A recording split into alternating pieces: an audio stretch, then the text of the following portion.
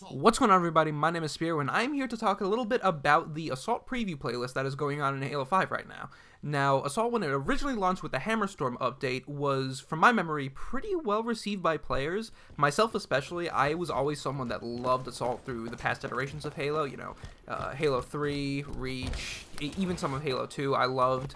I was really upset to not see it in Halo 4, and to see it come back in Halo 5, I was really excited with. And I loved it. I loved Assault when it first launched, but I was very aware of the flaws that it had too.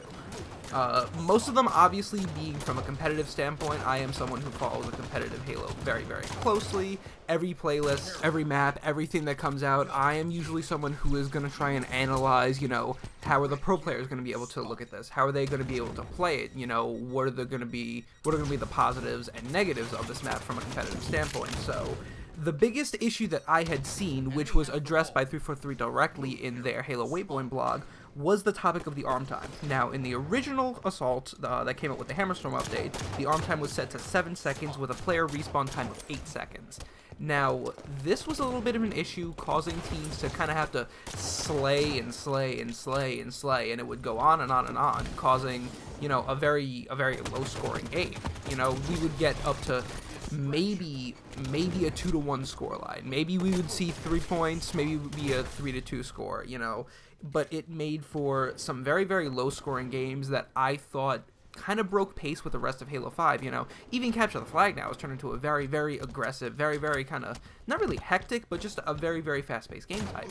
And Assault, while it has always been slow, it kind of needs to evolve to take pace with the rest of Halo 5, and that's what I think the new update did very well, was by changing the arm time to 5 seconds and keeping that player respawn time 8 seconds. You really only need 1 or 2 rounds of good slays for a team with a full setup to be able to get a good arm in. So it really helped keep pace with the rest of Halo 5, especially Capture the Flag. I always saw Assault and Capture the Flag as very similar game types, mostly because of the fact of you're playing on very similar maps a lot of the time. Assault and Capture the Flag usually are very symmetrical, so you combine these changes with the right maps, and I think it works for a very well-played game type.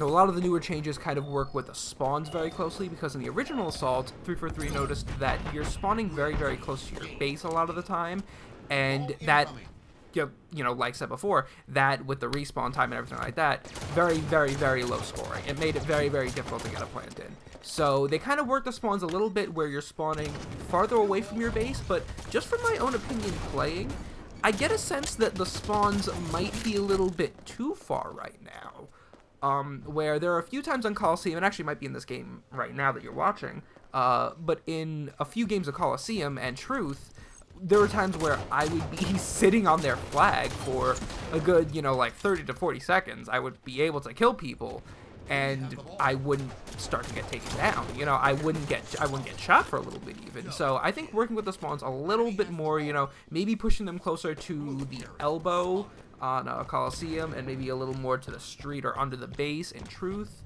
I think that could definitely help a little bit, but again, that's just my 2 cents. I really only play matchmaking. I know that pro players are going to play it a lot more, a lot different, so that's what I'm really waiting to hear the opinions of, is how the pro players are going to be playing it. And the disarm time has been increased a little bit to kind of help those teams that were trying to arm and maybe the bomb gets thrown out, and once it gets thrown out, the disarm is already kind of starting to take away half your progress. That is going to be very huge for teams to kind of keep the ball rolling, keep it, fast-paced, keep the pace up, and it's really making for a very aggressive game type, and I like that a lot for Halo 5. Now, the last thing I want to talk about is the maps currently being played on Assault. Those maps being Truth, Coliseum, Stasis, Fathom, Tyrant, and Empire. Now, I've played through all of these, so I think I have a decent opinion on each. In my opinion, I think Truth, Coliseum, Stasis, and Fathom all work really well. Truth and Coliseum especially, I've had such a blast on each of those game types. I think they play really well. I think it definitely benefits to have setups on both of them. I think it requires a lot of teamwork on both of them, and I think it just all around works great. Fathom and Stasis, same thing. I think they work fantastic there.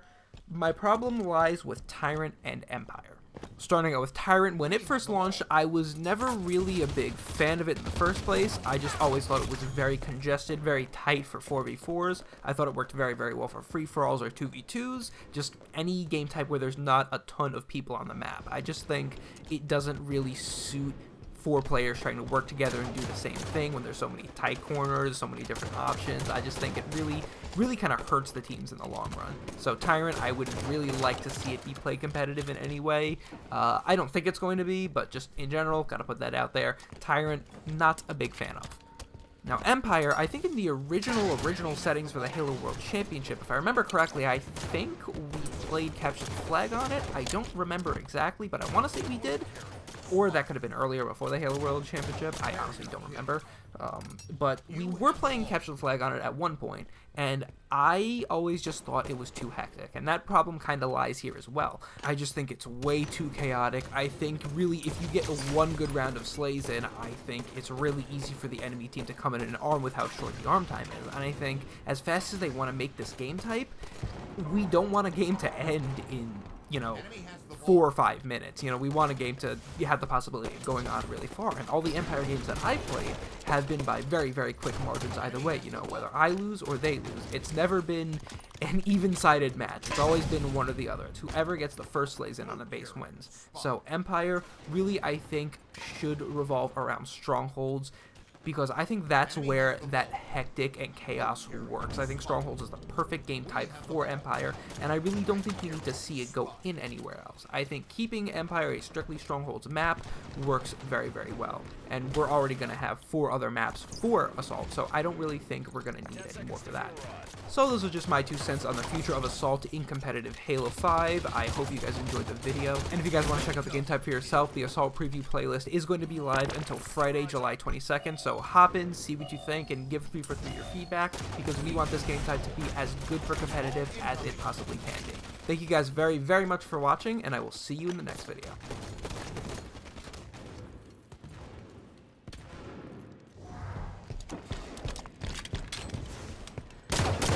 New ball spawn. Enemy has the ball.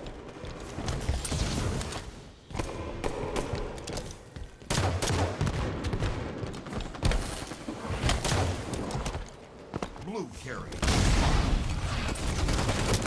We have the ball.